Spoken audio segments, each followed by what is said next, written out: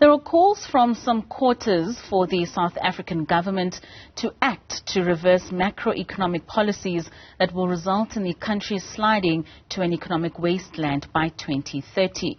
Financial analyst Duma Gqubule says the government must stop what he calls suicidal policies as the country battles power cuts and high unemployment rates. Gqubule joins me now to discuss this further. Duma, thank you so much for joining us this afternoon. Now, you penned an article 3 days ago, and it starts off by alluding to financial markets and bourgeois media in 1996 having bullied the South African government in believing that there was a crisis, or rather a financial debt crisis in the country. What do you think the intention was there? Sorry, what's the question? I missed it again. What is the what? In terms of the intention of these financial markets and the bourgeois media alluding and making the South African government to believe that there was a debt crisis.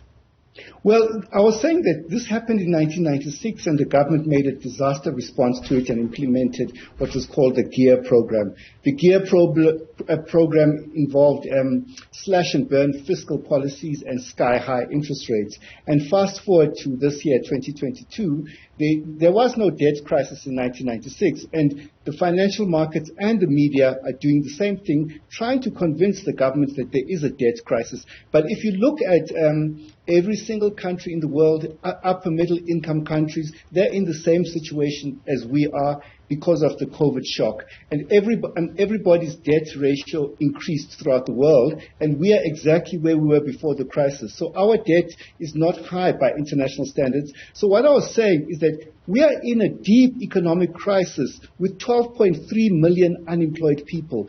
44% of people are unemployed. If you disaggregate it, African people, it's 48%. African females, it's 51%. The growth forecast until 2030 is about 1.5% a year. So we can't create jobs on this dangerous development path. And that is why I was saying that on this dangerous development path, we are going to head towards an economic wasteland with 17 million unemployed people and an unemployment rate of more than 50%. And we have to stop it right now.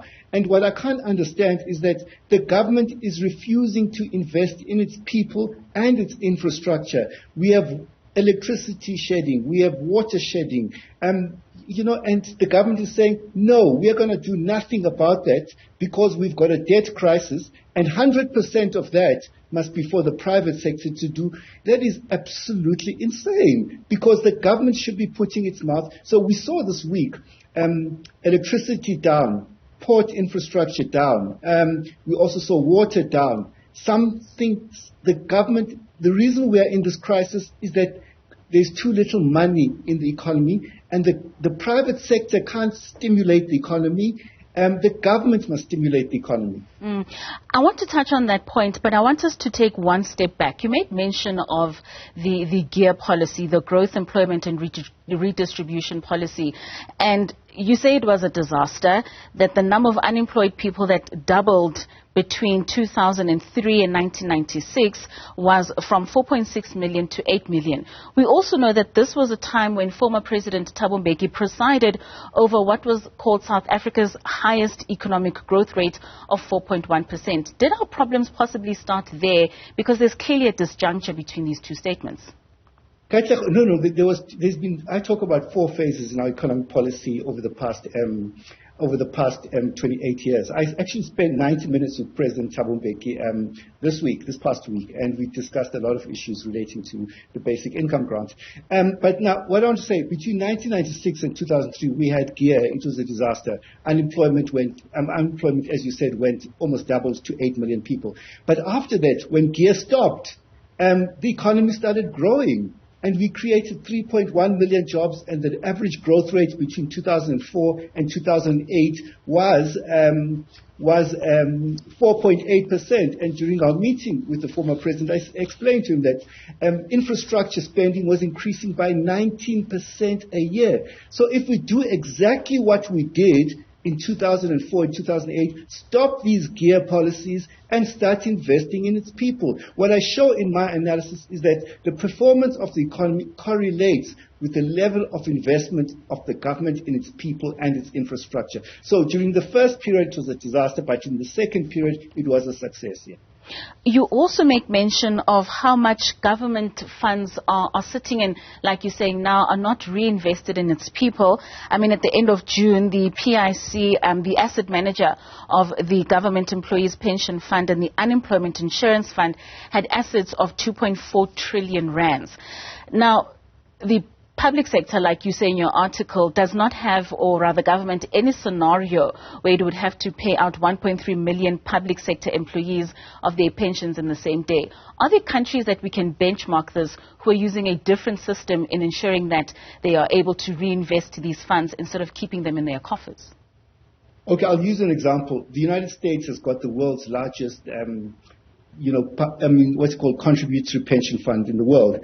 And they operate on a pay-as-you-go basis. I've looked at all the rich countries in the OECD. Most of them don't fund the pensions the way we do. But South Africans must look here. What I was trying to make a point is that South Africa Inc. is incorporated, is not broke. We've got this debt of 4.3 trillion, but we must look at the asset side of our, national balance sheet. We've got 2.4 trillion in the PIC, and there's no reason for the PIC to accumulate so much money in there, to fund the pensions. And it is accumulating surpluses of 70 billion rands a year. And I say that is obscene in the country like ours. What you saw during COVID is that the Unemployment Insurance Fund invested 50 billion rands to help people who were temporarily unemployed. This was from these surpluses that I'm talking about. So South Africa does not need these surpluses. We need to invest in the economy now. Yeah.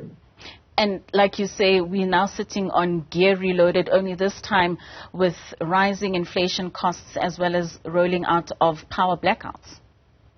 Yes. And then, the central bank is also to blame for the situation. If you look at this inflation, our real interest rates after inflation are higher than other countries, the rich countries, like in the US and the Eurozone and America. And on top of that, our inflation is lower than theirs.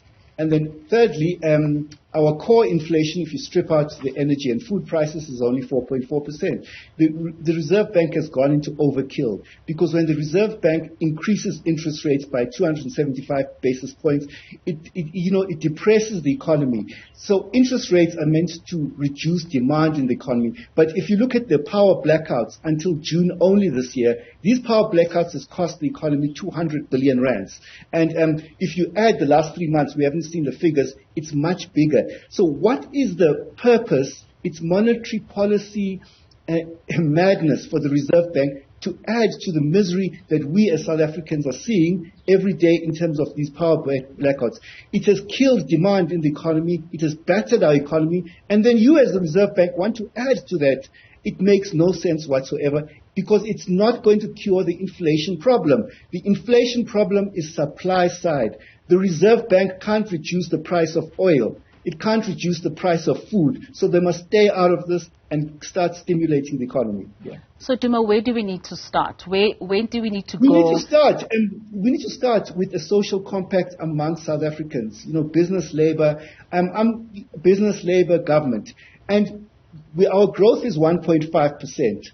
Then we need to set a minimum target of 6% for the National Treasury and the Reserve Bank, because our priorities, macroeconomic policy priorities, are mixed up. The Reserve Bank only focuses on inflation, and the Treasury focuses on debt. But I'm saying let's change that. Let's change that script and say focus on growth, 6%.